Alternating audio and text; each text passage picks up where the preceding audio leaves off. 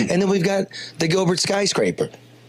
You need 60 million more because according to Councilman Young, if he doesn't get the 60 million more, everything's going to go away. It's going to shut it down and $1 billion is going to be wasted and 7,500 construction jobs to the wind.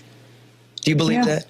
No, actually, I don't, Charlie, and it kind of sounds like a threat. And again, I think that residents really need to listen to what's being said and watch what's being done and watch what's not being done. I think that speaks volumes as well. Let's look at that. First of all, you said doesn't look like the financing's there because it's not.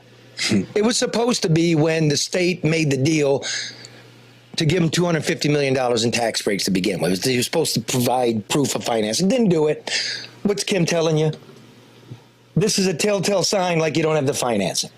Okay? The slow progress. Kim, what if I told you, in the construction business, when you're building a skyscraper, what are the different sets of plans and drawings? There's the architectural, forget the rendering. We get the watercolors. We're supposed to see architectural drawings, correct? Correct. Electrical drawings? Yep. Plumbing drawings? Yep. Foundational drawing? Yep. So if we're not able to see any of this stuff and the skyscraper keeps changing every year, what does it tell you, the guru of how to solve complex problems? Well, they're not ready to start construction if they don't have any drawings. Holy smokes. Wait, but you know, I'm sorry, Carrie, that hole did sit there for a couple of years. Yeah. But Kim said that, you know, I mean, and things are different now. So even if they had problems prior to COVID, I get all that. Is this even a viable project? Because people are not occupying office space the way they used to. We're not shopping the way we used to. I mean, should it even be a viable project, considered to be a viable project and worthy of an additional 60 million investment at this point? But I don't know anybody who's planning, any cities in the Midwest that are planning anything of this scale. Most are taking a look at existing buildings and trying to figure out how they're going to fill gaps of 18, 20, 25, 30%. You're seeing a significant amount of workers that typically fill these. Insurance companies and banks, as an example, are finding that they can send whole floors of people home and they can work from home processing. Ooh. Oh, that's awesome. The lights went out. Sorry about that. Lights went out on me there. You must be in Michigan. It's really good timing. Yeah. So this new building will be competing at 2 or 3 times the cost with existing buildings. And so it'll be really pretty tough to do any time in the short term. And that's before the feds raise interest rates later this month. Yeah. So a couple buzzwords going around. Dan Gilbert, the developer's already put $1 billion into this. We've got about... Yeah, go ahead. I think you took a look at it. Didn't you see $1 billion here, bro? I don't see $1 billion in that. I wouldn't sign off on that pay app. Let's say one Chicago Square. That's 2 towers. One's about 80 stories. One's about 50 stories, and they got about a 10-story block in between them. That whole deal, including the land purchase, was $1 billion and created about 1,500 to 2,000 jobs.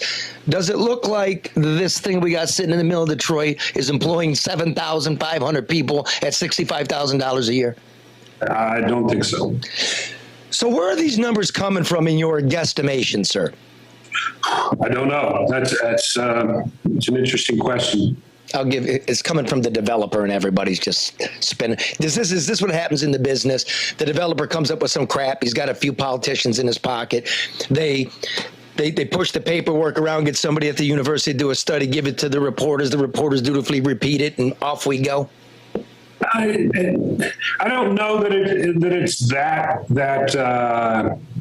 tenuous, but there has been a feeling in economic development that you have to have an anchor and you have to have a trophy, and the new environment really is more decentralized. And so I think there's a feeling that you're not going to see the density. The biggest losers in people and jobs has been the center cities. New York and LA and others are all seeing people move out where they can take what was expensive rents and work from home and have a 2-minute commute to their office as they go from the living room to the office. Yeah.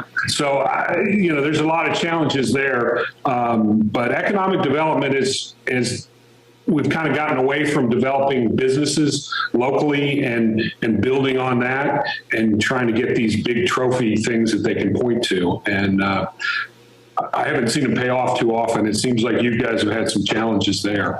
I'm looking at our young friend. I'm pointing to him like, write that down. The big trophies don't work, says Kim, the big steel penis guru. You understand me? We're not paying for condoms for this guy. Kim, if Dan just bought, some LLCs involved with Dan Gilbert just bought about $45 million of oceanfront property in Palm Springs. $45 million. And yet he needs $60 million from the poorest city in America to finish his thing, his trophy, his penis, right? Yeah, steel penis. If we don't give him the 60, you understand financing skyscrapers. Would that quash the whole deal? Because that's what they're saying now. Not without seeing all the numbers, it's really hard to say, but I can say that a project of this scale has more than 60 million in impact over the last 2 years. So if it was penciling at one level before COVID, it's at least the developers I work with say it's very hard to make things pencil now that penciled a few years ago. Especially when you didn't lock in your steel and your concrete, and which we didn't do. Yeah, like city council. Like, you hear what Kim, the skyscraper guru, is saying? You need to see some freaking drawings before you do anything else. Right, Kim? Yep. Boom. Thank you, Kim.